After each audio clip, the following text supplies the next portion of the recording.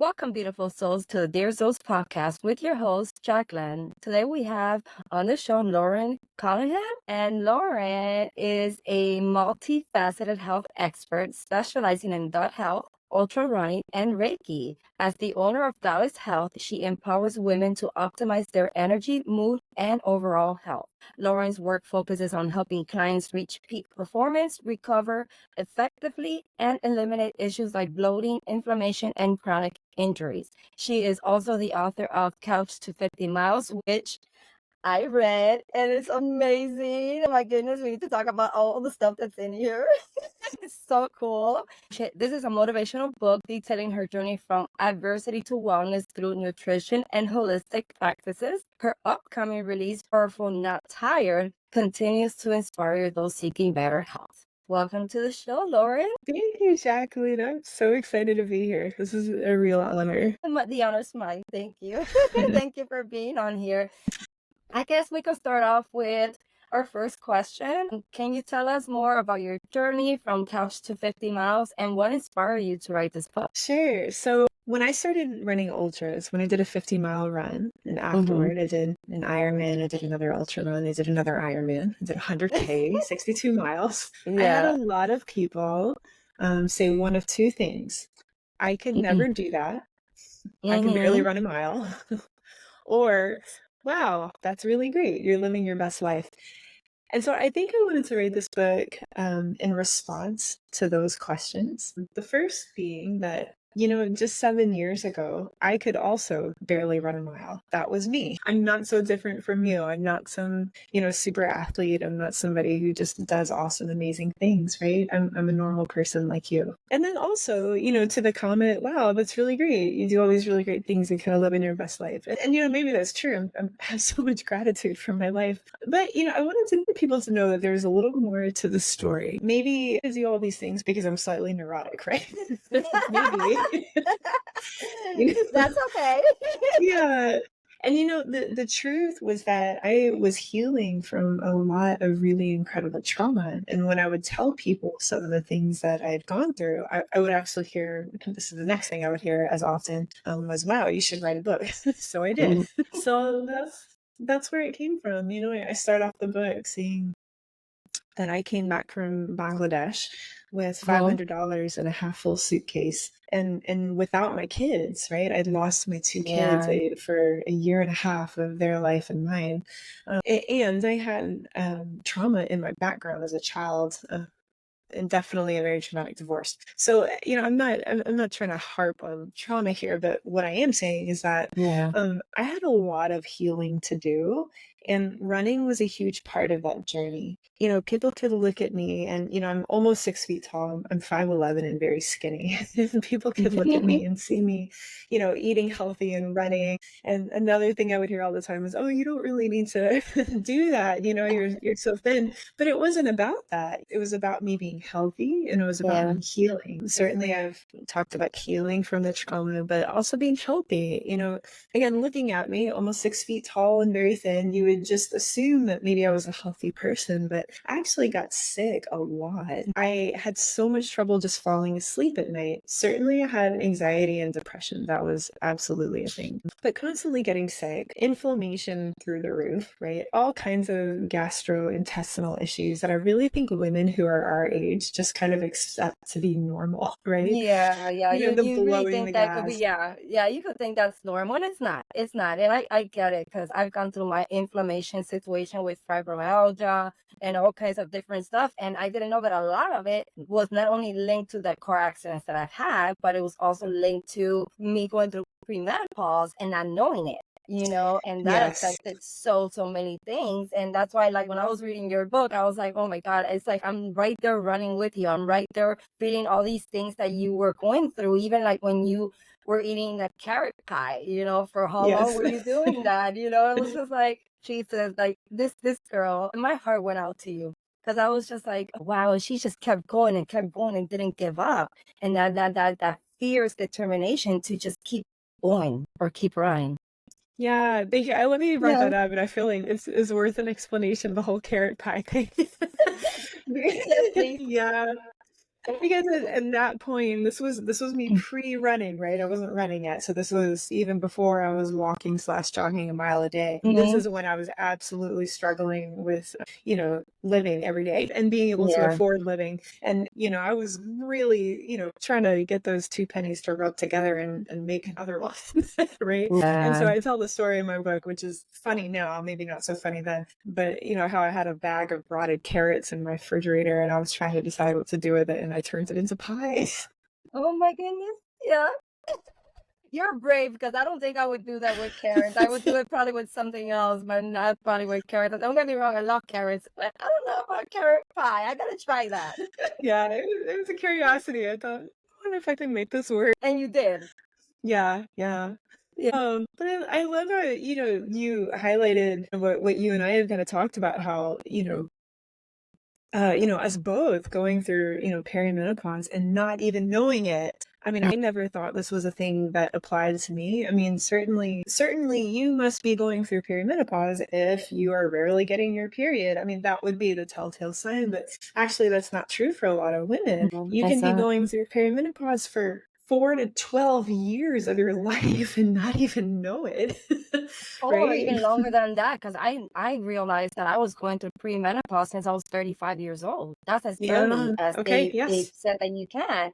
And I didn't know. And it was actually affecting my mental health first.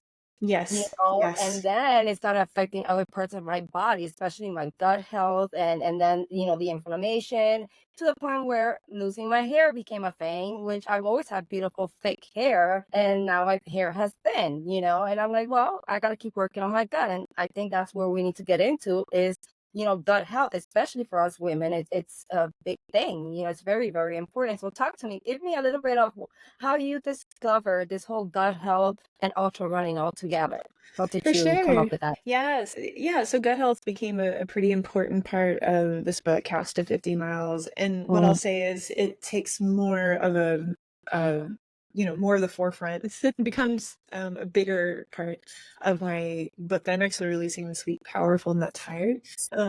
House to 50 Miles was more of an inspirational story. And then this Mm-hmm. next one, Powerful, Not Tired, is a little more of the how-to and the science and But nitty-gritty. I'm getting that one. Awesome. Awesome. Yeah, so I originally became interested in gut health, not really just because I wanted to be a healthier person, but it was because I was struggling to run a marathon. And so life had really, Mm. we had, way surpassed the carrot pie at this point. Now I was, running and healthy relationships and living a healthy life. But I could not run a marathon. And I tried for 4 years to run the marathon. And I Yeah. threw my running shoes across the room many times because they would just fail every time, right? And I thought, I'm 40-ish right over this 4 year period, but I'm a healthy person. I should be able to do this thing if I train for it and really want it bad enough, right? I couldn't do it. And so I started hearing a lot about gut health and how, scientists are calling it your second brain because it's related Oh, to yeah, everything. that is And I true. started hearing stories about athletes who improved their gut health and they did not get the repetitive injuries that they did before, which was my problem. I got repetitive. And I was like, oh, yeah? So you're telling me that improving my gut health is going to help my knee? I don't know about that. Yeah, right. You're like, how does those two come together, right? But Right. it does, but it does. Yeah, and I was curious enough, right? And the thing that kept coming back to me, the question that I kept asking myself, especially considering when I would look at like my bathroom trips, okay, is I would ask myself, is it possible that even though I'm eating healthy and doing, all the good things, is it possible that my body cannot receive what I'm giving it because my gut is? And Jacqueline, like that was the most important question I could have asked myself because what I found out was that my body was not receiving what I was giving. My gut was not healthy. And again, I was Mm, doing a lot of healthy things, right? And I see this all the time with the women that I work with. They're doing the healthy right. things, Yeah. usually. But my gut was not healthy, right? So, I knew exactly what I was working with because I tested it. I do this with my own clients. I test them right off the bat takes about 90% of the guesswork out. So we Oh, know nice. what to do, how to heal your gut. And so that's what I did with myself. And then 6 months later, I stepped out onto the trail and I run my first marathon. Wow, wow, that's beautiful. Talk to me a little bit about that gut test that you do. I'm interested because I know I've been working with trying to eat a little healthier and doing the thing, get my gut back to healthy. And I've done certain things that I'm like, oh, I look at my bathroom moments and I'm like, oh, they're better. And then there's other times I'm like, that's not right. Yeah, yeah, yeah.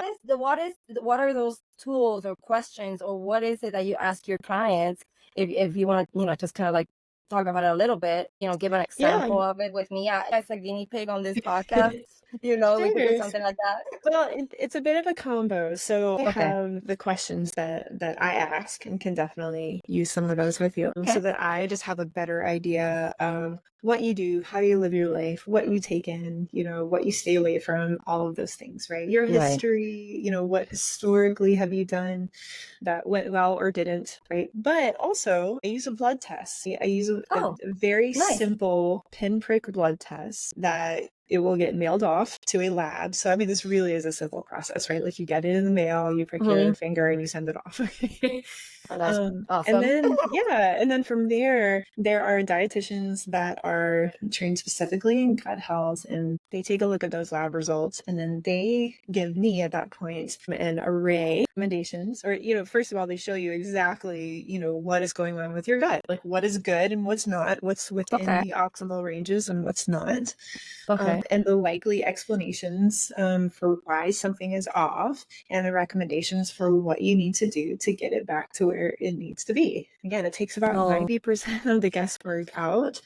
that's So beautiful. at that point, yeah, with that, and then based on what I know about you, right, we can come up with a very individualized roadmap as far as getting you healthy and healing your gut. And, when I say 90%, you have to remember that you're a human being, right? You're not a robot. So Exactly.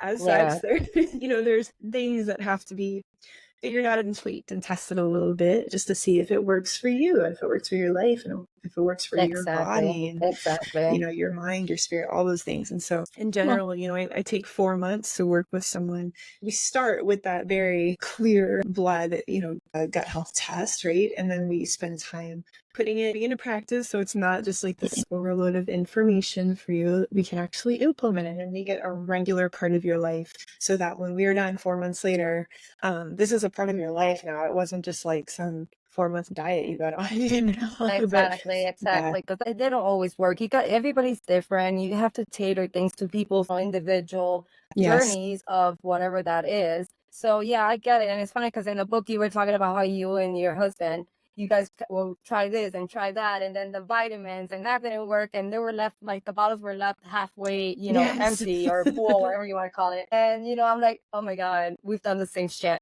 Yes, because it's we it's just guesswork, right? You're like, Yeah, oh, I you're think guessing that all the sounds right. time.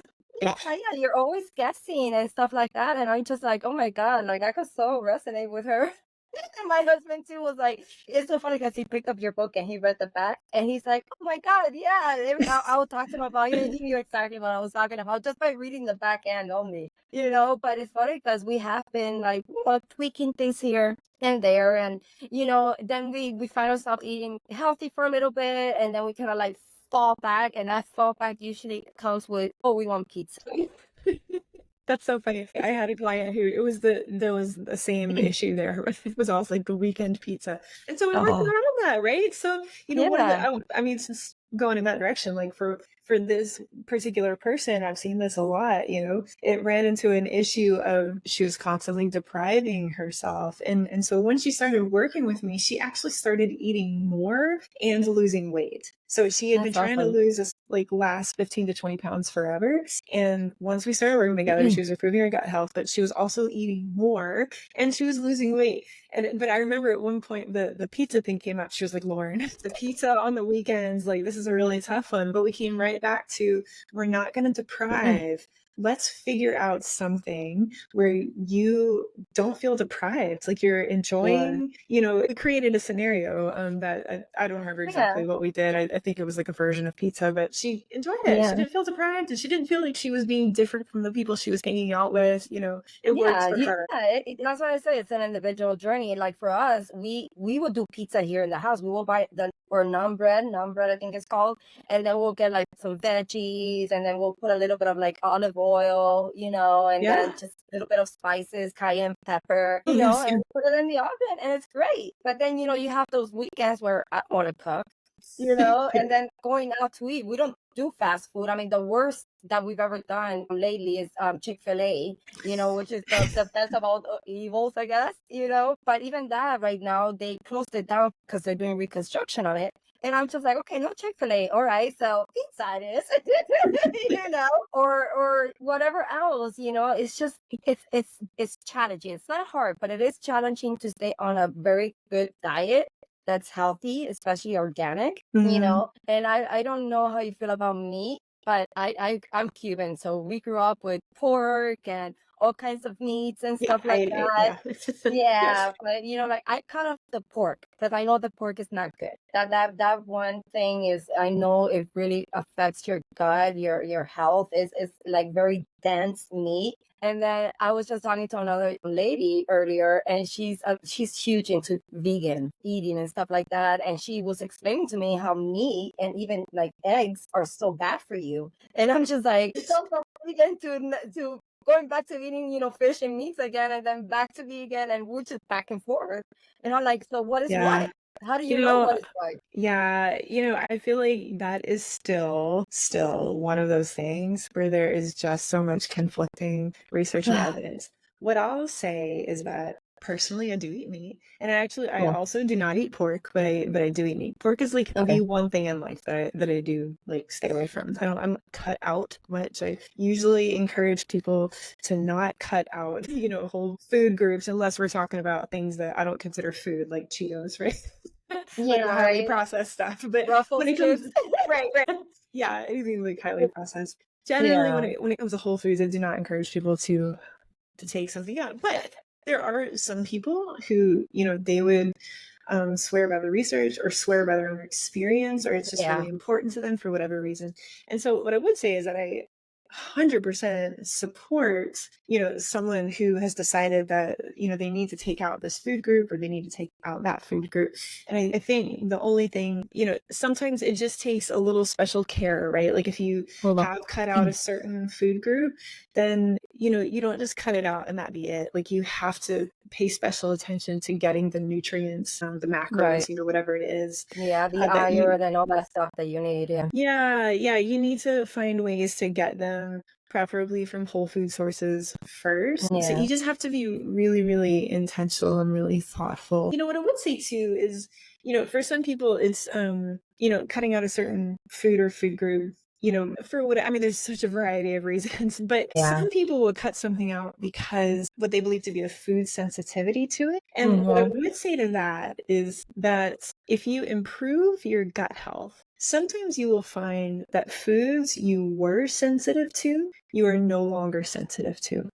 Okay. So if someone has a food sensitivity, I would treat it as a potentially temporary sensitivity, right? Okay. Maybe, you feel that you are sensitive to gluten or to dairy. And it's not so much about just like the health, or maybe you just, feel like it's a sensitivity, right? Like it causes bloating or something like that. Right. Sometimes for a lot of people, when you truly do heal your gut, improve your gut health, when you come out on the other side, you realize you're not sensitive to it anymore. So I Well, bring that up because like healing your gut can really be freeing in a lot of different ways. yeah, I'm sure. I'm sure. And I'm in that journey right now. And I think I'm gonna tap into some of your stuff and Mm, maybe do a little bit of work with you to that would see, be awesome. That'd be yeah, I would awesome. love to work with you definitely because I know that that's been my struggle. And, I try to figure stuff out on my own, and then do my own little thing. But Yeah. sometimes you need, some other people that have actually done it already, done the thing and perfected it to the point where, you are healthier,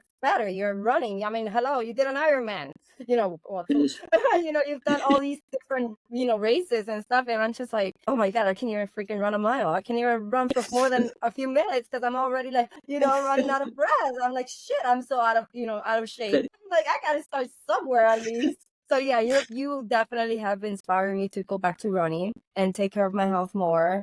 Just kind of like do that thing. Not just give up because you had a car accident or you've been struggling with whatever mental health traumas or whatnot. It's like that running can really, or even exercise, whatever that looks like. They could bring in that thing that could help you move forward and get healthier and really tap into healthier things, right? That's right. Yeah. And two things that are coming up for me is one that I've kind of alluded to this, but maybe just to say it more explicitly, like this is a later in life thing for me. Like I'm 43, right? This is not, oh, when I was 20, I was doing, I was gonna say cross country. I guess I would be like 16. I don't know. It's not like it's not like I come from this, athletic, super healthy background. Like I don't. This was a later in life thing for me. And then the other thing that was coming out for me, I don't know, I completely forgot it. It's okay. Oh, I know what it was.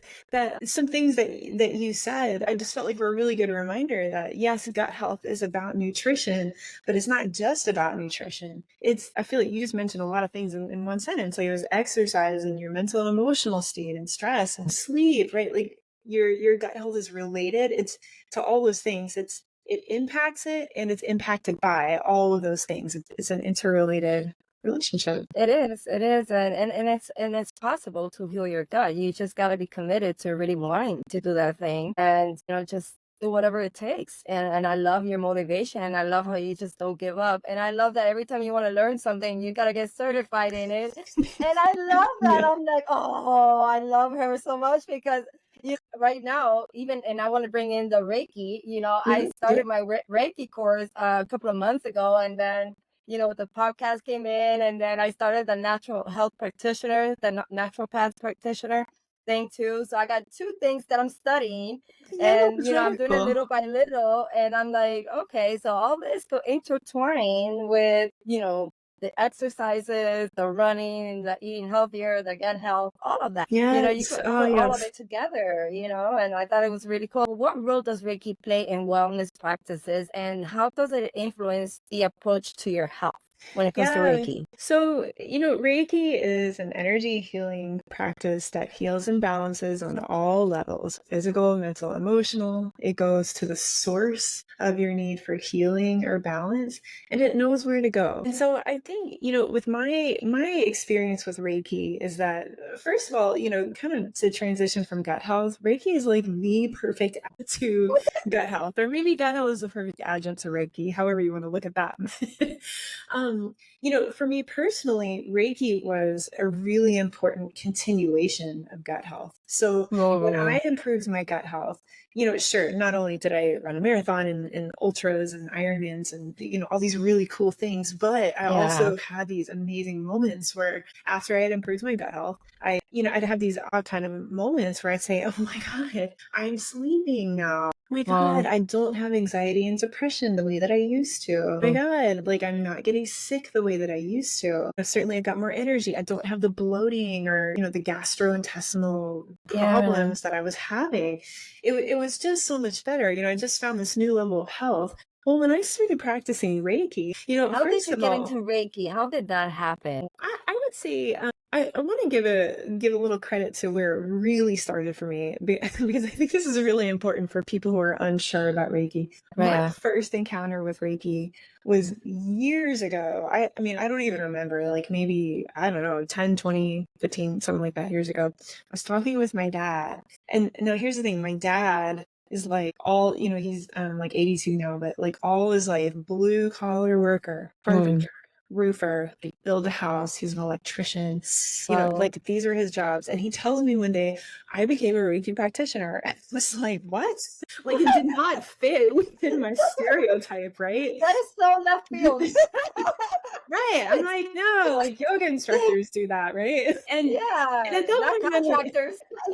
exactly. And at that point in my life, I was very closed-minded, right? So I was kind of like, Right. I don't know. Well, fast forward to, another life for me when I'm like way more open to things. And so I'm like, Reiki, that sounds really cool. And so really it just, I heard somebody say one time Reiki just came to me. And I feel like I echo that experience. Like it just kept showing up for me. And, Mm, I was in a much different place of just being open to very different right. healing modalities, and specifically healing modalities that go to the source instead of Mm, just just kind of tacking on a treatment, for symptoms, exactly. but things that go deeply to the source. And, as someone who has experienced trauma, Well, you have to go to the source, right? Like if you care about your yeah. own healing, you are constantly in search of going to the source, right?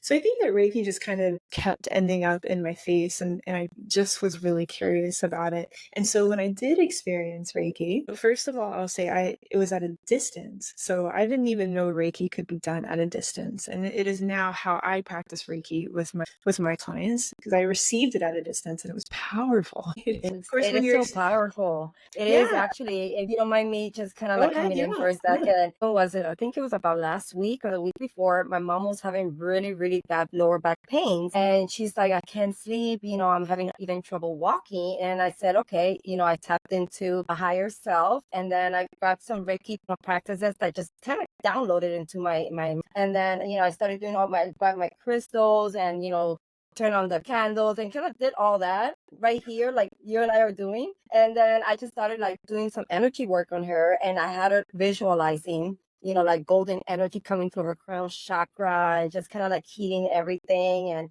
all that stuff. And funny enough, the next day I called and I said, how do you feel? She's like, it's gone. My pain is gone. Wow. Yes. Yeah. That's It so was a beautiful. simple I love little that. thing, it wasn't even like, done by like any kind of like, step one, step two. It was just like whatever came to me in that moment that I asked for that download to be able to assist her, because it's not me doing anything. It's, our higher selves Yeah. or universe source, whatever the energy comes Yeah. through. Reiki. And so, and I did that, and it made me feel so good that I was able to assist her in that healing. And I'm like, shit, I'm not even certified yet. And I was able to help, but it works from a distance. It does work.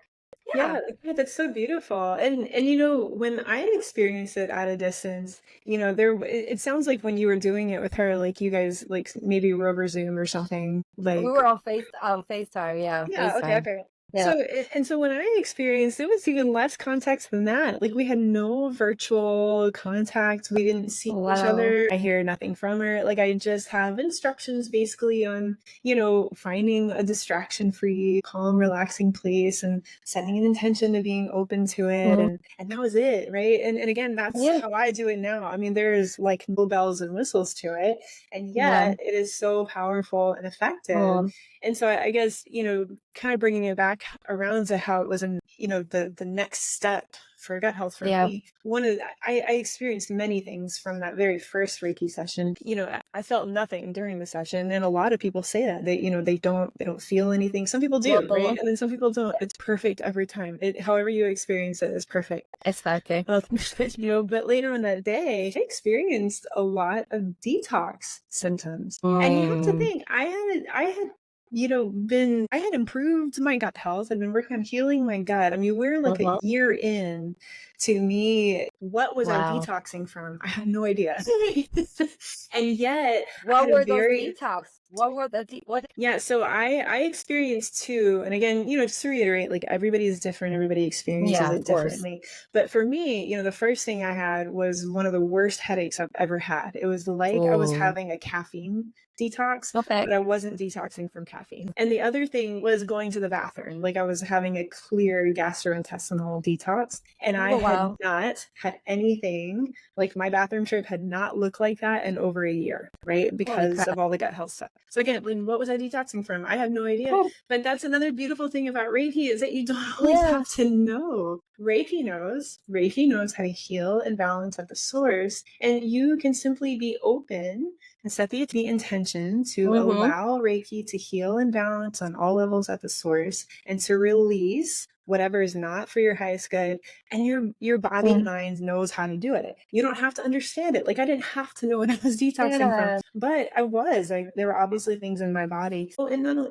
excuse me, not only that, as far as kind of that detoxing effect was the dreams. So You wrote a little bit about that, I think, in the book, just very, very lightly.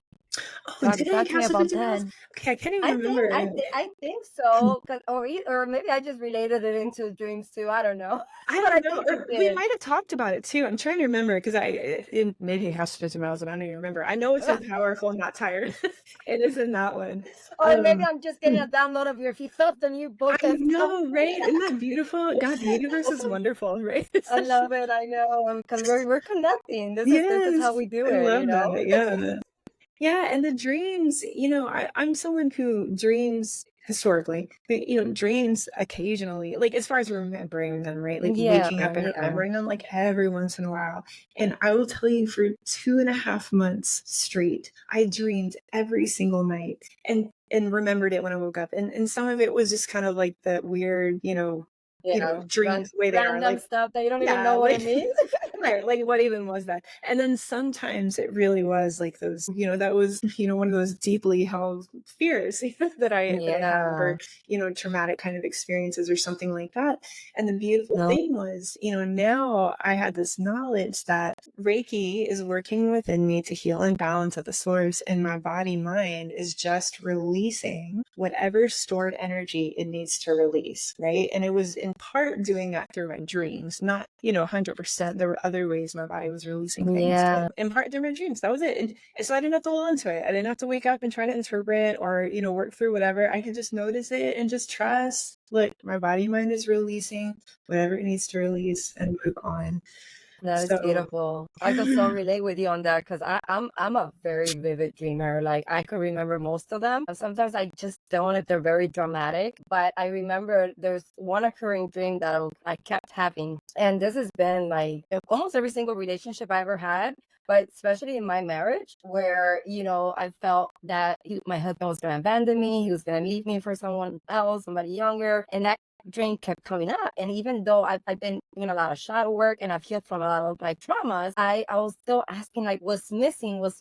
And I kept asking my higher self, my spirit guides. I was like, I want to figure out, why do I feel abandoned? Why do I still feel this way? And then my father calls me that he received a little gift that I sent him. And he's like, did you know that I abandoned you when you were, first born? And I oh, was like, oh what? wow. Yeah, and I was like, he's like, but no, I came back the next day. I couldn't leave you alone. It's just that I wanted a Oh, boy. I didn't want a girl. And, it was the old school Cuban machista mentality. sure, Excuse me. sure. But it lived in Yeah, you. Yeah. yeah, but it lived in me and I didn't know that. And it's funny because when he said that, it was for me, it was like, wow, he just opened up about something because my father is very closed up. Like he don't want to talk about not even his younger years, even in Cuba or We're not anything. He talking just doesn't. feelings, yeah. No, we're not talking feelings at all. Like we don't tap into that. And when he just kind of said that to me, and then he was like, I'm so sorry. I said, no, please don't be sorry. I love you. Thank you for that. Because you just literally answered a question that I've been having Ah, all this time. And guess what? That trauma is gone. Like I haven't ah, had one other dream again about my husband leaving me or abandoning me or any of it. It was like completely gone. wow, And I was like, it's holy shit. beautiful. It is. And Yes. it's Reiki, it's energy work, it's tapping into your higher self, it's tapping into, asking your spirit guides or your ancestors. They're all there waiting for you Yes. to say, hey, can you help me? And Yes. I've learned that. I've learned that in this past year. And I felt such an immense relief. Like I could freaking like breathe again. I could breathe again. And it was so beautiful. That is so beautiful. Thank you for sharing that. Of Wow. course. No, that's what we're here for, right? To connect and share our stuff, and to me Yeah. that was just so empowering. And he has no clue. Like he doesn't I don't think he has an idea how much that meant to me. I don't Yeah. think Yeah. he understands to that level. But Yeah. it was beautiful. It was beautiful. But yeah, dreaming is it's one of those things that you could tap into and get a lot of information from. And, I think that Reiki is pretty cool. And it's something that I'm integrating little by little. 'Cause I Yeah. love Yeah. working with energy. I just love it. I think it's so That's really beautiful. I love, Yeah. I think one of the really important things for me about it is that it's not a process that I have to direct. And I think maybe the reason why that's so important for me is in part Mhm. because I was a therapist, right? And I was trained in specific, healing modalities, which were really wonderful and I swear by. They're really great. Yeah. But there was a part of me that I don't know, didn't like that. I'm not sure how to explain that actually, but there's just a part of me that really didn't like the need to direct the process or the Right. feeling that I have to figure it out. That's it. The feeling like I have to figure it out or I need to know the Right. how to. I gotta know how to do it. And with Reiki, there's a huge trusting that Reiki knows Yeah. how to heal and balance at the source. And as we kind of have already described, so like you may be aware of what is being Mhm. healed, but you also may not, right? There's really like both is Exactly. happening. Both are happening there. That Yeah. sometimes you Yeah. very much know what's going on, and then other times there's just a trusting that Reiki is There's working just a within you and trusting healing, thing. and you don't have to know how, right? So there's a Yeah. huge freedom there, No, I find, and that's beautiful. the end result. I don't mean to make it sound so results oriented there, but truly, I have never experienced such a relief from Mm, anxiety and depression in my entire life as when I started practicing Reiki, right? Things that's beautiful. improved with my Yeah. gut health because gut health is totally related to your mood, like It 100%. will. So it Yeah. improved. But once I started practicing Reiki, I mean, it's just like opening up the soul, right? Like I had no Yeah. idea how beautifully Yeah. open it could be. I could just have the ability to feel calm and at peace. Yeah, no, I again can relate because even today I woke up because I've been kind of struggling with some stuff and I felt a little not confident this morning and I was telling you that before we got on the Yeah. podcast and then I just said, you know what, I have resources. Let me just do my Kundalini yoga, let me do some Shingon energy, stuff to like open up, all these different things and get all these energies unstuck. And then, let me meditate more. I went out and walked. I did like a 12-minute walk, fast walk, in the mountain here where I live. And, kind of like touch the tree, got some energy, like doing different things to get Yeah. myself back into my center Yes. and even right before the podcast, I put on some nice healing music and I'm just there, breathing and just bringing in all that beautiful energy and saying, I am confident. I am love, Mhm. and I know a lot of those things have to do also with your gut health. They have to do with your traumas, and if you don't do the things that you can do to help it, it's just going to get worse and worse and worse. Now, let me go a little bit back. And I want to give the audience a little context on this. You were talking about I know you were a counselor, you talk about that in your book, and you actually were a counselor for kids that were sexually abused. And Okay. that to me is huge because I've struggled with that, not as a child, but as a, younger woman, in my Mhm. early 20s, I struggled with an abuse like that. And, when I heard that, read the book and heard that you did the counseling thing and, you went in there, but then you kind of got away from it. From what I got from it, it was, how can I say it? It was not like what you expected to be 100%. It was more tapping into the programming of this world, of this society, versus what you truly wanted to do for them. And then you didn't feel not authentic, but you just didn't feel like you could give them, what they needed in that moment because you were going through your own stuff and you just wanted to kind of take a little step back, which I found fascinating that you were able to kind of have that awareness and that consciousness and say, you know what, I need to step away from this role because I don't think that I'm actually helping them right now. So can you talk to me a little bit about that? Because I know you brought in Reiki and all that, and I don't know if you went back into counseling and use Reiki or any of the things that you're actually doing right now. Yeah, I feel like the way that you captured that was very insightful. Oh, So, yeah, thank you. Maybe you're welcome. to answer what you said and later in the question. No, I did not go back and use Reiki in therapy. Actually, I left the world of therapy last year, and that Okay. was around the time that I was really discovering the power of gut health, and I was really wanting to bring it into my therapy practice. And in some cases, you can do that, but there's just understandably so constraints around counseling, and again good because it protects that field, but it just Exactly. also meant that I couldn't bring in the things that I felt were really important important. And so as much as I loved therapy, it did end up making the switch so that I could come to a more holistic wellness space and, do gut health, and then eventually added Reiki to that. So no, I didn't bring that into my practice then. But yes, when I was working with kids who were sexually abused, there are models of therapy that are highly, highly researched and are considered like gold standard, and they're great. But the reason that they're gold standard and so highly researched is because they are so very measurable. You can, really like bring it down to some, I don't know, very objective, measurable standards. And what I was encountering with, children who were sexually abused was that for some of them, they may have experienced abuse once, maybe twice, but, they had the context of, a very loving home and environment.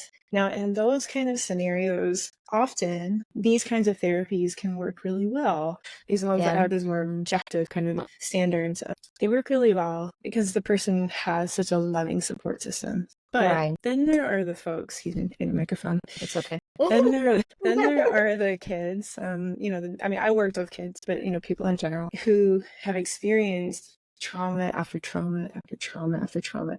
And maybe that means they were sexually abused more than once, or it might mean that sexual abuse happened once, but the context is, the parents who are angry all the time, or they have a totally unsupportive community. Like I met that once. It was by a minister, and so the community was not behind this person at all. Oh my goodness. So, but I guess what I'm getting at is, there's repetitive trauma. And so we call this complex childhood trauma.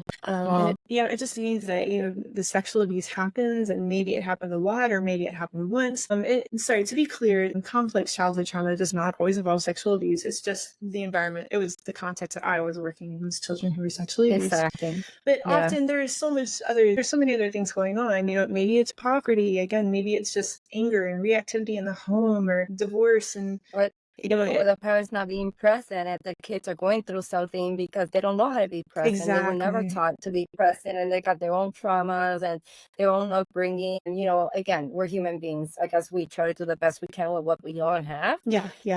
And unfortunately, we end up sometimes affecting our own kids, and sometimes even our own decisions that we think that we're protecting our kids might end up not being so good in the future. And we do the best that we know how, for sure.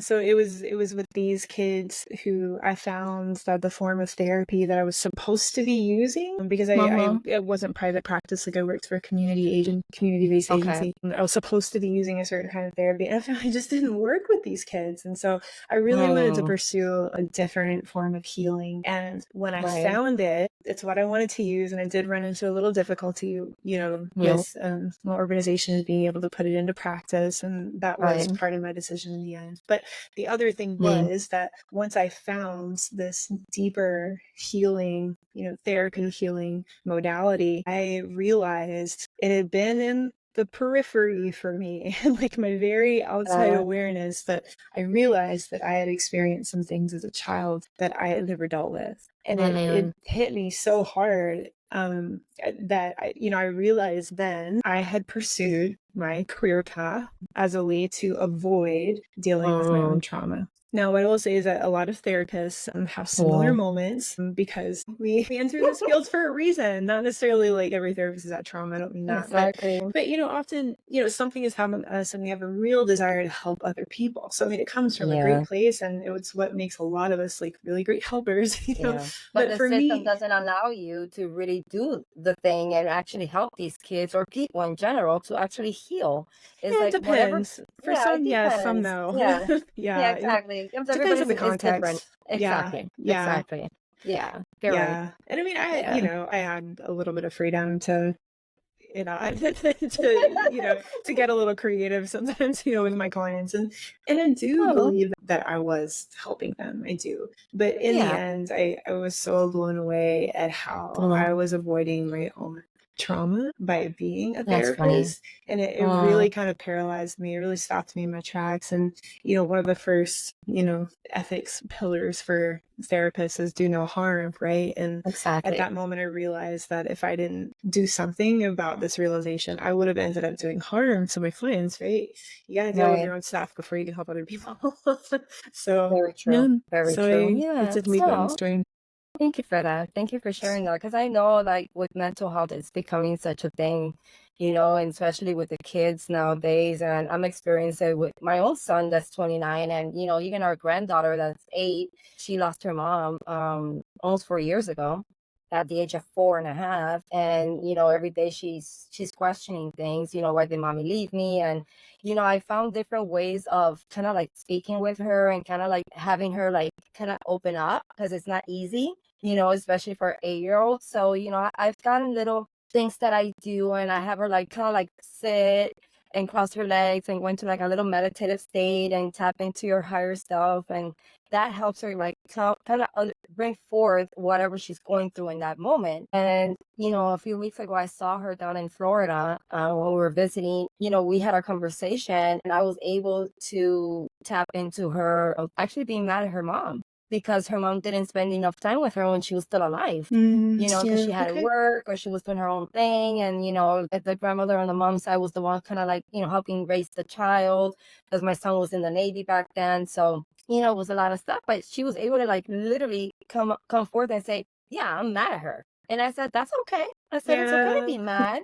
I was like, it's a normal feeling. I said, but we need to kind of like unravel what's going on in there, because, your mom loved you so much, and if she could still be here, she would, and it's like having those questions, like answered, and it's hard, Yeah. especially with that 8-year-old, especially if it's your own grandbaby, It's like you see her poor little heart just crying, and not understanding why, she's not here anymore. And to me, that affects everything. And that again can affect her gut health, Yeah, because yeah, the stress for sure. And, what you yeah, did may seem simple, but it's huge. Kids in particular, it's really easy to come around kids and be like, don't be mad at your mom, she really loved it. No, yeah, like it's okay. Like it's kids need okay. to feel what they feel and be able to Mm-hmm. process it. And that is the only way that they will release it. And, I would say, dear God, like Reiki is such an amazing practice for healing that for us, for children for sure, but I guess I'm specifically speaking to adults right now who Yeah. experienced that as a child when they were Mm-hmm. not, or as a teenager, when they were not allowed to feel whatever they felt, right? Oh Like they yeah, weren't allowed yeah. to be sad, just, hey, deal with it, right? They weren't allowed to be mad. Oh, No, you're that's supposed not to push it okay. away. You're supposed to like don't deal with it. Just let it go. Forget about it. Don't dwell on it. No, you have to deal with these things. You have to go Right. into Yeah. whatever the trauma is and unravel whatever it is and where it came from, so you can heal it. If not, it's just gonna get worse and worse and worse. And I'm talking about experience here. I Yeah. didn't deal with my own traumas, thinking, oh, I'm fine, everything's good. I'm strong. And then in my freaking 40s, I had a meltdown. I completely had a breakdown. It lives So in you as stored energy, right? And yeah, exactly. even you and I, and a lot of your listeners, I'm sure, like we use the word trauma and we understand it for what it is, but there's so Yeah. many folks who, it's that same mentality, like, Mm-hmm. just deal with it and back up, right? But, don't think of those things as trauma, right? Like, like your 8-year-old grandbaby who feels anger, even has died, you know, there are a lot of people who wouldn't say, oh, that's not trauma. Your mom is the one that died, right? Like you're just angry about it. But no, that's Yeah. traumatic, right? Like even the loss is, but then also, to feel anger, right? Whether you call Yeah. it trauma or not, it's an experience. I mean, we would call it that, right? But Exactly. I would say it's right. But still, any experience that just needs to be felt and dealt with, right? Yeah. And processed, so that it doesn't live within you as stored energy. And Exactly. that's, again, for me, one of the most beautiful things of Reiki has been the ability to access, stored energy within me and release it, whether I Exactly. realize it's happening or not. Yeah. Yeah. Because sometimes you don't feel that energy releasing, but then you'll get the afterwards, you'll get the, hey, okay, I'm releasing stuff. I'm detoxing, like, why am I feeling all this stuff? Why are these things coming up for me now. Now you have to go and do some shadow work. Yeah. Because that's Well, how it works, right? yeah, So, I remember one time, probably within like that first month of me receiving Reiki, I remember being in an argument with my husband, and I adore my husband. Dear God, I adore him.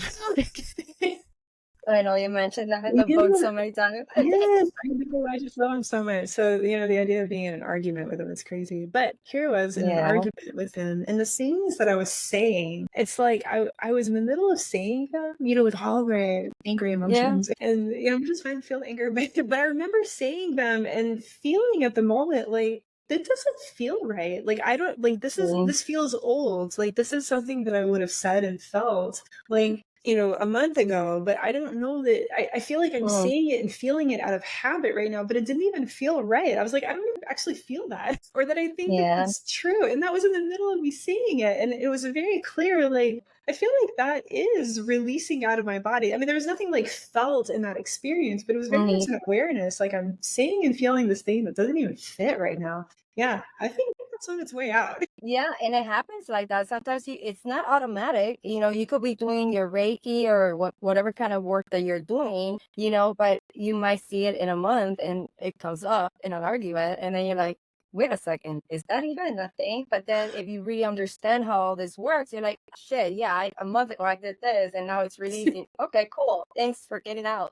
Yeah, done now. Yeah. Yeah, and then hopefully we have these good husbands that deal with our shit and Oh, I they're know. loving. I know mine has Patience become of so God. loving and so much patience with me and me with him because we are in this growth mentality journey and we've been like this. I mean, shit, I met him. It's gonna be 7 years this September that we met. And I remember when That's he great, told me because it's exactly the same for you and me. Sorry to interrupt you, but exactly, yeah, yeah, it's yeah, been 7 yeah. years. Sorry, go ahead. Exactly. We're right there.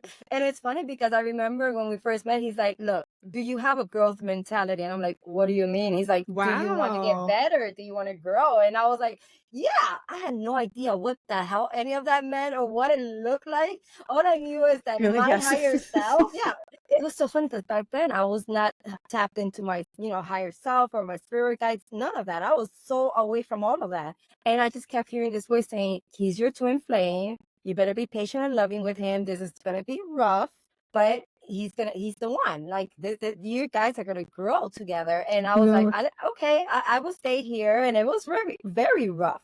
I mean, the first few years, it was, oh my God, I think I should have left like week two. We talk about this now, we laugh about it, but it is so true. And we both have had that patience, that love, and keep encouraging each other to keep healing and growing. And I've seen so much growth in him, lately, and it's so beautiful to see that. And that's what it's about. If you want a better life, a healthier life, a better gut health, because it all comes to all that, Yeah, yeah. you really have to do the work. It's just not like, oh, I'm gonna do this for one day or for a month or for a year. This is everyday life. Like this is, yeah, I doing the love work that he every day. asked you that. I think, like, if I had been asked that, I would be like, wow, okay, let me check myself and see. I love that. Well, he was on that journey too, and he had gone through a 20-year marriage. And when I met him, he was like on year 3.5, I think, of being single. So, it was like, okay, nobody's ever asked me that. I've never been in a relationship that anyone asked me, do you want to grow? Do you want to be better? And I'm like, sure, yeah, whatever that Yes. means, let's do it. Because I keep hearing this voice telling me he's the one, and I'm like, really? Because I didn't even see him that way when I first met him through mutual friends. It was more like, oh yeah, another friend, and then something happened, and we connected, and here we are almost 7 years later. But yeah, kind of to go back into the whole gut health thing. Have you had any misconceptions or any gut health that you have encountered with people that have kind of like said, well, I don't really think it's true that gut health has anything to do with this or that? I haven't really. I feel like I've mostly encountered people who have at least heard and are interested in. I've heard about and are interested in gut health, right? Like Okay. it does get so much buzz these days. Mm-hmm. Um, scientists calling it your second brain, right? Like I feel like there is a lot out there, and Right. in general, when I talk with people, they're like, yeah, at the very least, they've heard a little bit. I think it's Right. certainly. I think that most people are unaware of the impact, or maybe most of the people that I talk to are unaware of how pervasive it really is, right? Yeah. Like, one of the big questions I get, and it totally makes sense, is, well, how do I know that something is wrong or off with my gut? And, my Mm-hmm. answer to that is actually, if anything feels off, I would say first, let's check your gut, right? That I'm getting sick a lot, or I'm really tired all the time, or I'm really stressed, or I'm anxious, or I'm depressed, or I just don't have any energy, or oh my God, I've got belly Exactly. fat, or like I'm bloating, like anything, like I have a chronic illness or chronic injury, like anything at all that you can think of that doesn't feel Mm-hmm. like, hey, I'm just floating through my day and like feeling wonderful and like Exactly. rich yourself. I would say, well, let's check your gut and see where it's at, because it's just so related to everything within you. I agree with you. Did you see like a big like change with COVID, people getting even worse after COVID, and people that actually took the injections, and have you seen any of that, like different, better, worse? How For has that been sure. after COVID? Yeah, I think, yeah, depending on the situation. I mean, unfortunately, I've encountered a lot of people who, and this is not an argument for or against, but I just have encountered Yeah. a lot of people who got vaccinated and are having long-term health difficulties. So, what I would say to that, and this would be true for, post-COVID health difficulties, but it's really true for, again, like most health outcomes, that Right. improving your gut health is going to improve all your other health outcomes, right? Okay. So, whether or not you got vaccinated, like whether or not you are experiencing the long-term effects, Mm-hmm. from COVID or from a vaccination, or maybe it's something else like diabetes or heart problems or any cholesterol, like anything that you can think Yeah. of, right? Again, like women in midlife, dear God, that belly pooch that comes up with belly fat, like anything that you can Yeah. think of. um Anything inflammation related, right? Like anything that you can think of, improving your gut health is going to help to improve those outcomes. I mentioned inflammation. Certainly with me, oh my God, like inflammation Um, was huge in getting that inflammation down. Oh my God, I feel the difference. I feel better. And I hear this all the time with my clients. I just yeah. feel better. I just feel better. But I'm thinking of one client in particular. This one just always stood out to me. Mm-hmm. That she had a skin problem, and it was related to inflammation. She hated taking medication, but it had gotten bad enough, like when it would kind of flare up on her, that she was thinking, man, maybe I really need to get on a prescription for this. Did And she she just did she have psoriasis or eczema no or it any of those things? no, it wasn't that, and I honestly don't remember exactly what it was. It's something that I had Okay. never heard of. um Okay. It was just a skin condition that would be awful, right? Get Yeah, no, inflamed. I get it because I have psoriasis, and Okay, it had okay. flared up really bad after the accident. And usually when I flare up, it'll last maybe a month and then go away. It lasted until, oh my God, like until the beginning of this year, and it's been getting better and better too. It's almost gone. I still Yay! have certain spots, but I'm wondering if that also has something to do with my, I mean, yeah, probably. And, if yeah. we're looking at inflammation, right, then Mhm. yes, right. And this is what my client found. I didn't even know she had this issue when she signed up with me. It was later on, because it wasn't like her goal when she signed up for me. Yeah, and She was wanting to be healthy, and she was wanting to lose that last 20 pounds. Like those were her major right. goals, right? And then a month later, she's like, Lauren, I was thinking about getting on a prescription for this, and I really didn't want to, but I was getting to the point where I thought I really needed to. She's like, and it's better now. It's better. And she Wow. did the research, and she was like, yeah, gut health is absolutely related to, like, she found studies where it was related to the Right. skin condition, and inflammation Hmm. was, the key component there. But yeah, so Interesting. I mean, stuff like that, like random things you would never, Hmm. oh, that's my gut. You would never think that, right? But Yeah, it's you related. have me question that because I'm like, shoot, now I'm gonna really think about that. Maybe my psoriasis, even though it's a nerve condition, but then again, the gut is the second brain from what they're saying. So that has everything to do with everything, even your nervous system. Yeah, yeah, That does exactly. affect your mental health. So if you link it all together, I would say that it probably does have something to do with your gut. Definitely. I like this conversation. Yes. Wow. What advice would you give to someone struggling with chronic inflammation? Yeah, so first of all, maybe the short answer to that, kind of like I said earlier, was, well, let's look at your gut, right? Yeah.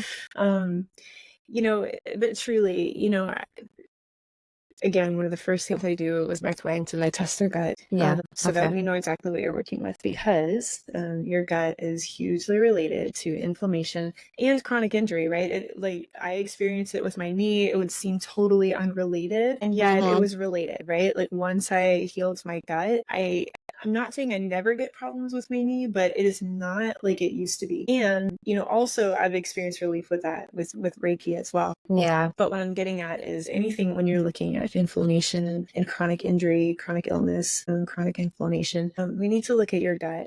And, keep in mind that, your gut is not just nutrition. And nutrition is a huge part of it, but there's also a lot of other parts of it. I mean, you've said it over and over again. I'm like, oh, that was stress, or that was, something else, right? That is not specifically nutrition, is related to your gut health. And when we test we know, right? Like I can look at your gut health test results and see, if what's our primary thing here, is it nutrition, or is it stress, or is it, sleep, or is it any one of those things, right? Like we can kind of, like, we can come up with a prioritized kind of roadmap for addressing that inflammation and injury that you're experiencing. And on top of that, that's I add in the Reiki as well, because that is so powerful at healing, certainly mentally and emotionally, but also physically, right, in a very powerful way. Nice. And then also, what I talk about in my book coming up and what I do with my clients is something I call the Goddess First principle. Yes. And that is in the title of my book, Powerful Not Tired. But, basically the premise of that, and this is an answer to your question, how do I help people who are dealing with this chronic inflammation and injury, is what I have found is that this Goddess First principle, which I'll explain, the people that get this principle and put it into practice in their life, these are the people who are truly successful dealing with inflammation and with improving their health, with improving their gut health, with getting back to a place where they feel powerful and not tired, right? Where they feel like they are their truest selves, right? This principle is absolutely the difference between whether this works or not. Because, I think we can test your gut health and see, hey, you are in need of, more fiber, for example. For some people, like, this is really important. It helps support the population diversity of bacteria in your gut microbiome. So we can know that. And I can, we can know that that is something that you need to do. But I will tell you every time, if you are not implementing this Goddess First principle, it won't work in the end. It just won't work. It won't be enough. And so here's the idea behind the Goddess First principle. I got the idea from, there's a book out there called Profit First. Okay. I haven't read the book. This is my disclaimer. Okay. But I have been involved in like some workshops led by a coach of theirs. So I'm familiar with it. So that's my disclaimer. But the book Profit First, it's written by a guy named Mike. Somebody, I can't pronounce his last name. So he did this really cool thing where he redefines businesses and how they make money. So if you were to ask, if I were to ask you, what is profit, right? You would probably give me some kind of definition that's like, well, that's your income minus your expenses, and what you have left over is your profit. And what this guy is saying in Profit First is that, no, you have to turn that around if you're going to have a profitable business. You have to have your income and then subtract out first your profit, and then what you have left over is what you have for all your expenses. So that is the extent of my knowledge of his formula. Okay. I can't give you all the ins and outs of how that works. Read the book. But what I found so interesting is that I feel like this is how we often approach how we care for ourselves and for our health. That we start with, our generic 24 hours of time and energy, whatever is enough. And then we subtract out the time and energy that we need to devote to all of our responsibilities and everything that we need to do. And then what we have left over is what we have for us and for our health and for our self-care. And so what I have found is the absolute difference, kind of the make or break for every single person I've ever worked with, is that if they can switch that formula to a different equation, like switch that around to what we have for time and energy, and then we take out what we need for ourselves, our self-care, caring for our health, all that, then what we have left over is for everybody else and everything else. Okay. Mm. Now that's different for everybody. Obviously, like I'm not telling you to neglect your kids. Well, of course not.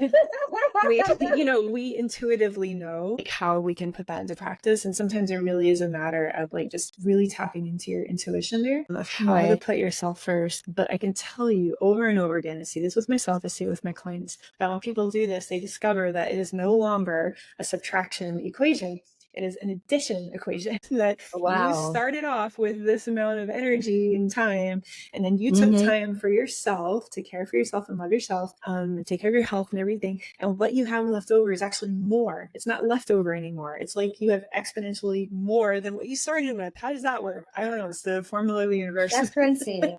But I gotta tap into that because I know, like for me, like I get up in the morning, 7:45-ish, around there. My dog wakes me up. She's like, "I gotta go to the bathroom." I'm like, I just wanted to stay in bed a little longer.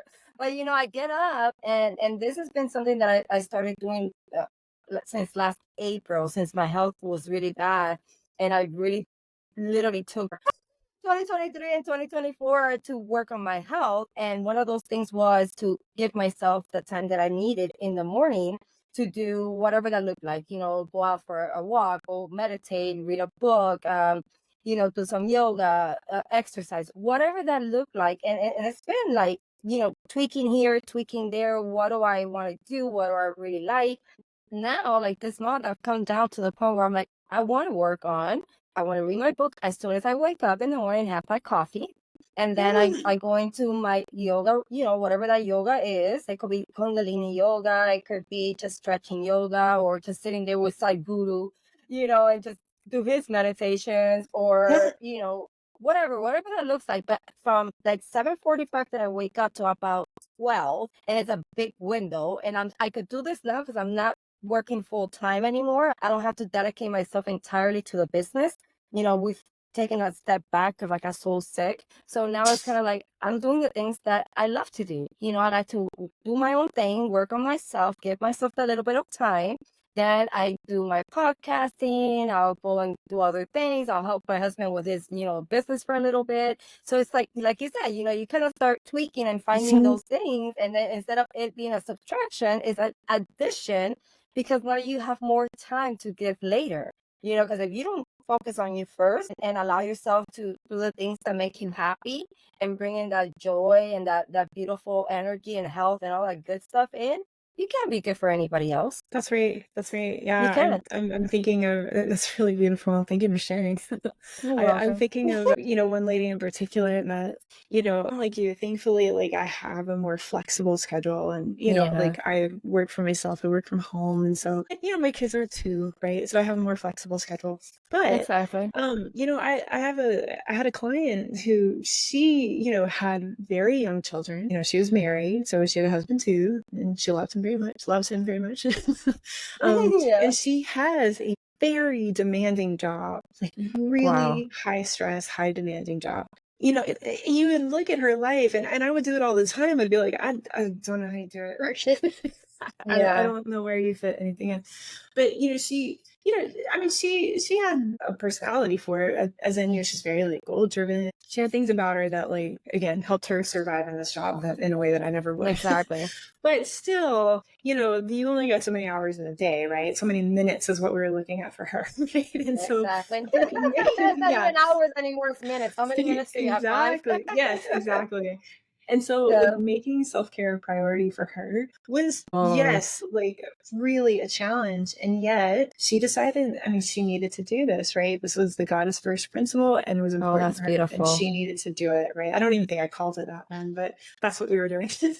Was making her self-care a priority. And here's the thing, when she did it, she was really good at it too. She was really good at she was very effective. I love them.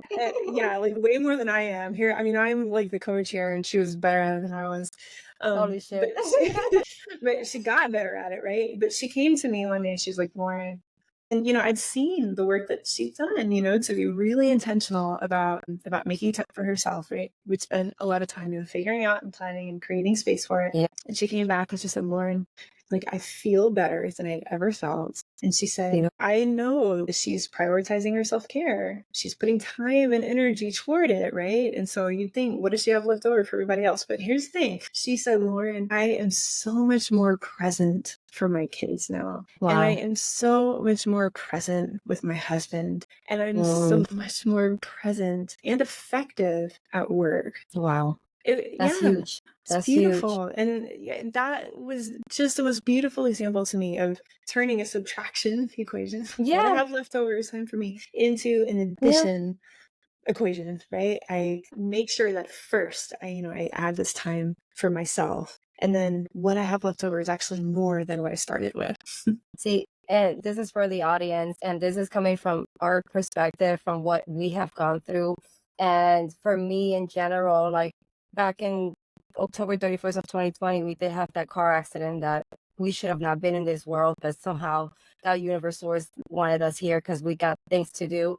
And, it's been crazy because after that accident, January, I woke up that morning and said, we're going to open up a business. And my husband's like, what do you mean we're going to open up a business?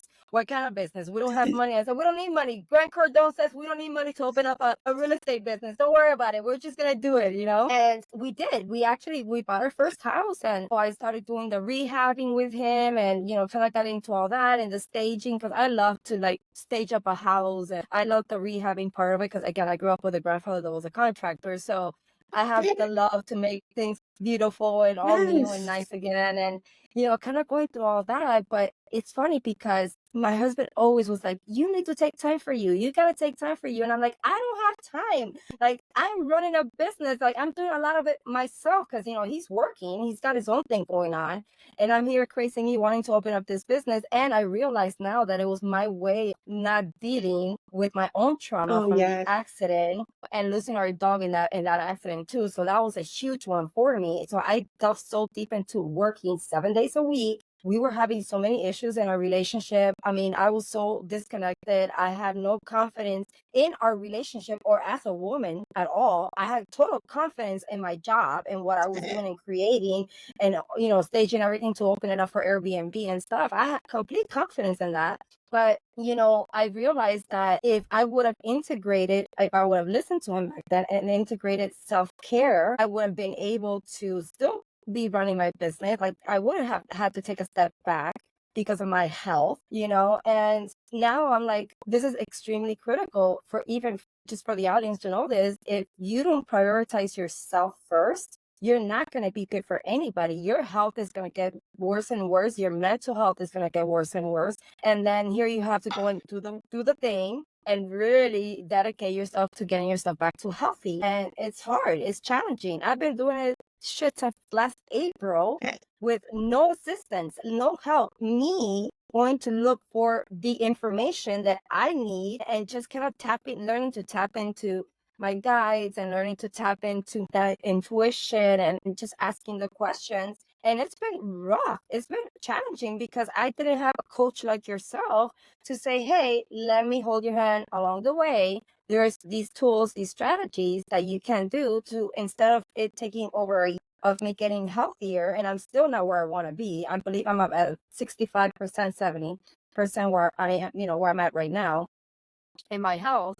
But, if I would have had someone like yourself, Lauren, to say, listen, I got these techniques, let's try this, let's try that, the whole little blood work thing, I think in 6 months I would have been a lot better, So it is critical. It's critical to tap into self-care. It's critical if you don't know what you're doing, find someone. Lauren knows a lot about these things. And, it's not only just the prioritizing of self-care, but the gut health. Now we know, and there's more and more research coming out saying that this is our second brain. And I honestly think it's probably our first brain. If I want to Yeah. go deeper, Yeah. yeah, if I want to I go think deeper into so. it, I believe so too now. It's like, wait a second, if the gut is where our health is, that this is not the first brain. This is just the thinking brain. It's the gut, so that's my perspective. But I just want to say, audience, really tap into caring for yourself a little more, even if it's 10 minutes a day, 15 minutes. You don't need a lot of time. You could, increase it little by little as you go, but it is very crucial, that you just find some sort of like self-care, whatever that is, a little bit of love for yourself. Go walk out in nature. Like my mom, for instance, she works like crazy now. Thank God that she's getting a little break. But she will always tell me, I don't have time. I could only go to the gym once a week. And I said, Ma, you can. You get up at 4 in the morning. There's so much you can do before you go to work. But if you don't have the energy, if you're not healthy, or if you're overweight, if you are struggling with pains in your bodies, it's hard to get going. It's hard to do the thing. So, Yeah, just have love and compassion for yourself little by little, one day at a time. It doesn't have to happen overnight. Just be patient, be loving with yourself. a little fly hanging around me. It's okay. You know what? I love that you said that though. And that's something that's so important to me. And I think that, I think that every single one of my clients would agree is that, I've never encouraged people to take that, like, no disrespect meant, but like, that David Goggins kind of approach of like, just conquer yourself. That, we're human beings and we're in need of love and nurturing. And so, as we go on this journey of, pursuing our health, taking care, pursuing us, right? Like just being our truest selves, right? That there's a lot of compassion that needs to happen there. And so, it's not so good. If it were cut and dry, I wouldn't work with people for 4 months, right? Like I'd say, all right, here's the results of your gut health, and this is what you should do. And, I'll send you some Reiki and you can be on your way. But we're human beings, right? It doesn't work that way. Like there's there's a lot of love and nurturing that needs to happen the way, a lot of compassion with ourselves, and that truly is the way to growth. I've had a lot of clients that it seems they're frustrated with themselves, they're frustrated with, I know the thing I should be doing and I just can't do it, those sorts of things. And so having compassion and patience for that sometimes can, feel too slow, but, eventually they see how much it really helps them to grow, right? And really create some momentum in their life that they didn't know was possible.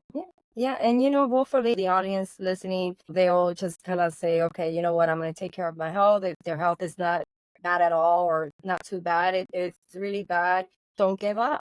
Don't give up. I mean, I've been healing myself from all kinds of stuff for the last a little over a year now, and I had to commit to it, especially with my spirituality, because I was so disconnected from myself, from God's source energy. I mean, I questioned even Jesus. I was questioning, like, is that a thing?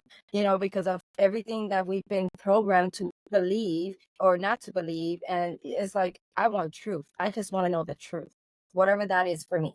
You know what I mean? And I thank God I had the courage to do that. And it was not easy, but see courage, because it takes a lot, especially if you're very sick. You don't have the energy for anything. You don't. You just want to get up and then just go back to bed, or I don't want to do this. And that's when you need to do the thing even more. You have to. Because you'll see the results 6 months down the line, even 3 months, the different things that I've done. I started seeing the first results within 3 days of using the patches that we were talking about, the little X39 patches that have organic crystals in them, and they activate your own stem cells. In 3 days, that little patch took away my vertigo, and it has not come back. And to me that was huge, because vertigo was not allowing me to do anything. I mean, I will get up sometimes and I will just have episodes of throwing up and dizziness. And I just couldn't do anything. It was like so weird, and I tried physical therapy. I tried all kinds of different modalities that were not holistic, and they would kind of give me a little bit of relief, but it wouldn't do anything. And I was so frustrated. I was so like over it. I was so tired of feeling sick all the time. So guess what? A little over a year later, about 70% healthier.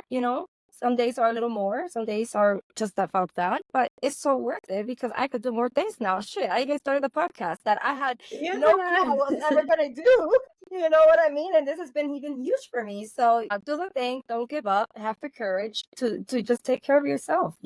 That's what I can say on my end. That's great. I love that. So how do you envision the future of holistic health, and what are your next steps in this journey? God, what a great question. How, honestly, I just see the next steps is more of what's happening now. Like the next steps for me, more of what's happening now. I think in particular, Reiki is a newer addition, to my business. So for me now, next steps is just doing that, right? Just doing it more and more and more. So, implementing that goddess first principle, implementing Reiki with my clients, and implementing, certainly continuing with gut health. So yeah, I think that I just feel so settled and so right maybe in what I'm doing in the holistic health space now, which is really great, because for a long time I didn't, right? I loved it, but it wasn't complete. And I think for now it feels so maybe not, the most exciting answer, but just more of the same. Right. Yeah. I might have something like I think you'd probably be interested in, and I actually tapped into it yesterday. It was, and it's called the How to Crack the Emotion Code and How to Open the Heart Wall. Because Ooh, I feel like I've heard of this maybe. I don't know. I think his name is Bradley Nelson, Okay. and he came up with these codes that you just tap into, and you could heal past traumas, you could heal so many things, and you could open up your heart to be able to have better relationships with yourself, with other people, kind of like breaking those walls, like just kind of like just break those walls that we've put up from our, to protect our heart. But believe it or not, that has so much to do with our health too, and our mental health. Yes. So when I saw that, I was actually thinking about you, because I know how you love to like tap into all these different things and get certified. And I was like, oh, I know it's one of the things I want to tap into in the future, but I do want to start doing my coaching thing. And hopefully by next year, I'll be able to start implementing different coaching strategies and, learning from him. I might be able to learn with you and maybe, I don't know, do other things. I don't know. I just know that I want to be of service and help people. But I'll send you that. Yeah, that'd be great. Thank you. I think that'll be really good for your practice too. I think it'll be something that'll help also. Just a little addition. Yeah. So we're at the end of our podcast, and I have these little 3 questions that I like to ask, and they're different. They're never the same, but I try to tailor them specifically for the person that I have on the podcast. So my first question, Lauren, is what message would you like to leave with our listeners who are just starting their wellness journey? I would like those listeners to know that they don't need to undermine anything that seems small. So we kind of talked about earlier that 12 minutes today for you was a challenge, and 7 years ago, walking/jogging a mile a day was a huge challenge for me. We shouldn't ever undermine those moments. Wherever you're at, celebrate what you can do, and like you said, just have a growth mindset, right, where you're just continually embracing what you're doing, celebrating it, and growing, just adding a little bit to it, right? And I think the other thing that I would add to that is that it's simple. It really can be a lot simpler than you think. We talked about like the medicine cabinet, right? Like how you and I both had tried a million supplements, right? Help with whatever. yeah. And then once I finally took this path of healing my gut, and adding Reiki, practicing the goddess first principle, I didn't need like anything hardly in my medicine cabinet. I take a couple of supplements just individually for me that are really helpful with my performance and help keep my gut healthy, especially when I'm stressing it with like 100K races and stuff. But yeah, that is some stress on the gut for sure. But just the medicine cabinet, like that is an example of how these are some very, very simple things that have brought tremendous healing. And no, I don't need all of the stuff that we made up in the medicine cabinet, right? Like it's so much simpler than that. Yeah. So your health journey can be a very simple one. It doesn't have to be crazy difficult. It doesn't have to be that David Goggins style, just conquer yourself, right? It can be compassionate and it can be beautiful. And what message do you have for us women that are coming into premenopause or even before? Like, is there anything that we need to look out for? Anything that we should know or start implementing before we might even hit those premenopause stages? Because it's not good. We're not educated on that. Yeah. So I would say to those women, like, keep in mind, if you haven't experienced menopause or perimenopause, you will. And like just by living, you will experience it and you may not know it. So you could be experiencing perimenopause now and not know it. And you could experience it in the future and not know it. And the best way that you can help yourself through that process is to make sure that your gut is healthy, that you are healing and balancing on all levels. Certainly, I use Reiki for that. I'm not saying that there are not other great modalities for that, Yeah. but healing and balancing at the source, being able to release the stored energy within you through, for example, a practice like Reiki, certainly learning the beauty now, the power now of putting yourself first, taking care of yourself first, so that then you truly are better to be, able to be present for everybody else, but you also will greatly help your health. And I think the thing that I would add to that is, if you have ever experienced that moment of going to the doctor and you're like, everything is not normal, and your doctor is saying, well, everything's normal. And you're like, I'd no. say it's possible that you Yeah. are experiencing, perimenopause. That may not be it, but I'm just saying that has been the experience of myself and many other women that I've talked to, that their doctor in menopause and after, right? They're being told that everything looks normal, and there's no slight against the doctors. I mean, truly, like, they're looking at, their standard tests, right? And everything on it is normal, right? But there are just some things that they're not looking at, right? Like stored energy in the body and gut health sometimes, So, if you're being told these kinds of things like, oh, everything's normal, and you just know in your body and your spirit, no, it's not normal. Go with your intuition, right? Go with your intuition, and then seek out these very simple, compassionate practices like healing your gut and, Reiki, for example, or a similar kind of healing practice, learning to put yourself first. Beautiful. And the other question that I'm actually gonna come up with this one right now, because it came up for me. When you were going through the process and you were struggling even financially and all that, how did you keep yourself motivated? How did you know that even though you didn't have the money for this or the money for that? Because I know we've struggled with that. I'm struggling with it myself now, being that I had to take a step back with business. If you don't have the financial means to do certain things, how did you get past that? What were those things that you did to say, I'm gonna go do that thing no matter what it costs or whatever, I'm gonna figure something out? Were there any specific techniques, any tools, anything, or was it just this drive to keep running? Yeah, I feel like I wish I had an answer that was a little more pass onable to other people. But, at that point in my life, when I was in that, like, severe, poverty there, that was because of the situation I had with my divorce. And I did not have my children. So I lost them for a year and a half, right? And it's such a terrible, ugly divorce. And, and again, for those at the book, like, it's going very thankful. My ex-husband and I have a beautiful co-parenting relationship. I'm so thankful for that. And we worked to create that. But at the time, it was terrible. And so, and so I didn't have my children. And so really at that point, I was just in sheer survival mode. And every single thing I did was a maneuver. I mean, it was strategic, right? To get my children back. So yeah, it truly was just a driven survival. So that motivation of you being able to have your kids back and get yourself back to, where you needed to be financially and all that. It was just kind of like that motivation, just, being able to have your babies back. Yeah, absolutely. Yeah, and I realize that that's not the most helpful answer maybe to other people No, I in the mean, you never situation, know. but that's what You it never was. know.